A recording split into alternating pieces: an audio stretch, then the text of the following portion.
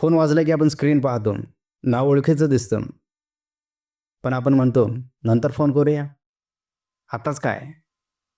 पण तुम्हाला माहिती आहे का, जगात सर्वात अवघड शब्द कोणता आहे? सॉरी नाही आहे किंवा मिस यू नाही आहे. तो शब्द आहे काश. काश तो फोन उचलला असता. काश 2 मिनिटे दिली असते. काश आज नाही तर तेव्हाच असतं. हा व्हिडिओ एक स्टोरी नाही आहे. हा एक इशारा आहे. कारण तुमच्या फोनवरही आज ना उद्या एक फोन येऊ शकतो. आपल्या आईचा किंवा वडिलांचा. तो पण शेवटचा. तर नमस्कार मित्रांनो, मी आहे संतोष कांबळे आणि आपण पाहतात SK टॉक मराठी. व्हिडिओ शेवटपर्यंत नक्की बघा, कारण या ठिकाणी खोटं बोललं जात नाही, तर खरं आयुष्य सांगितलं जातं. आयुष्याच्या धावपळीमध्ये माणूस बऱ्याचशा गोष्टी विसरून जातो. एक साधा माणूस होता. ना खूप श्रीमंत ना खूप गरीब होता.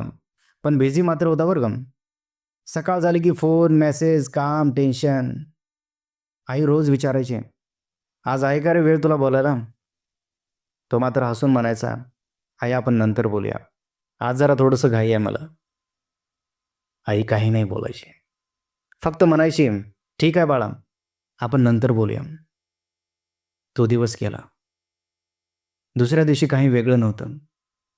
आईने परत मुलाला फोन केला. तो ऑफिसमध्ये होता.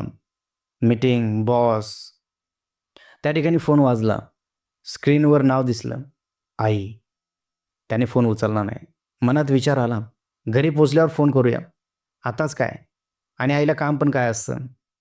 आपण घरी गेल्यानंतर निवांत बोलूया.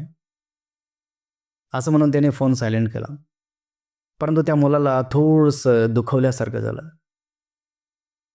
त्याला अस्वस्थ वाटलं. आई सहसा या टायमाला फोन करत नाही. आज कसं काय फोन केले असेल? ती ऑफिसच्या टायमाला कधी फोन करत नाही.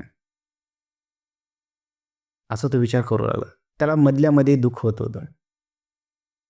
परत अजून विचार केला, घरी गेल्यानंतर फोन करूया. आताच काय? असं म्हणून त्याने फोन स्विच ऑफ केला. असं काहीतरी सांगून स्वतःला त्याने समजावलं. काही नाही, मी उगाचच ओव्हर थिंकिंग करतोय.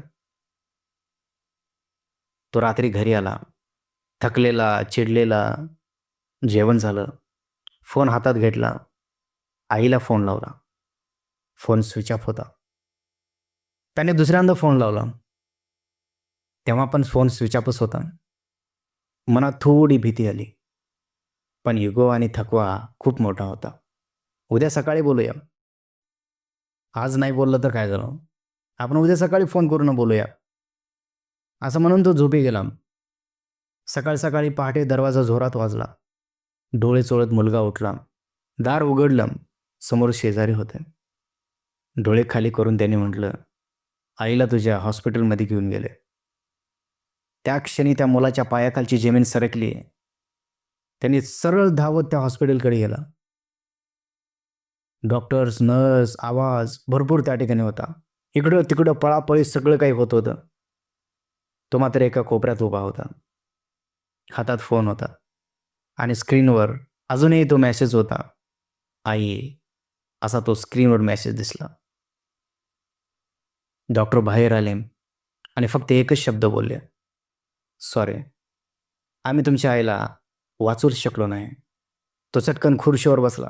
डोळे कोरडे होते, पण आत काहीतरी मरत होतं, काहीतरी तुटत होतं, काहीतरी त्याला वेदना, दुःख होत होत्या. तो स्वतःशीच बोलला, आई, फक्त एक कॉल, 2 मिनिटं, एवढंच हवं होतं ना तुला?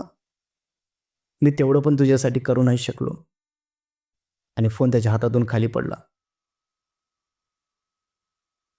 तो कसंबसं घरी आला. घरी आल्यावर आईचा फोटो भिंतीवर होता. त्याने फोटो पाहून त्याच्या मनात एक विचार आला, की माझं काम थांबू शकलं असतं, पण आईचं आयुष्य नाही. मी थोडा वेळ माझ्या आईला दिला असतो. तो कॉल जर उचलला असता, तो फोन जर मी उचलला असतो, तर कदाचित माझ्या आईशी माझं बोलणं झालं असतं. असं म्हणून तो रडू लागलो. आपण सगळे म्हणतो, आज नाही उद्या. पण मृत्यू कधीच सांगून येत नाही बरं का. तो कधी येईल सांगता येत नाही. मी उद्या येईन असं तो कधीच म्हणत नाही. मृत्यू हे अटळ आहे प्रियानो. एक ना एक दिवस तो मृत्यू आहे. प्रत्येकाला तो मृत्यू येणार आहे. परंतु कधी येणार आहे हे माहिती नाही. म्हणून वेळ आहे तोपर्यंत ना आपण एकमेकाला बोललं पाहिजे, एकमेकांची भेटी घेतली पाहिजे, एकमेकांना भेटलं पाहिजे. पैसा कमवता येतो हो, करिअर बिल्ड करता येतं, पण आईवडिलांचा वेळ परत मिळत नाही. आज जो कॉल इग्नोर करतोस ना, तो उद्या आठवण होऊ शकतो. आज माणूस आहे, उद्या फक्त फोटोमध्ये दिसू शकतो. हा व्हिडिओ पाहून जर मनाला थोडंसं दुःख झालं असेल, तर कमेंटमध्ये आई असेल हे. आणि आताच ज्याला तू खूप दिवस झाला फोन केला नाहीस, त्या तुझ्या मित्राला हा व्हिडिओ शेअर करा. आणि हो, व्हिडिओला एक लाईक जरूर करा. कारण या ठिकाणी खोटं बोललं जात नाही, तर खरं आयुष्य सांगितलं जातं. तर चला आपण भेटूया आणखीन असेच नवीन व्हिडिओमध्ये.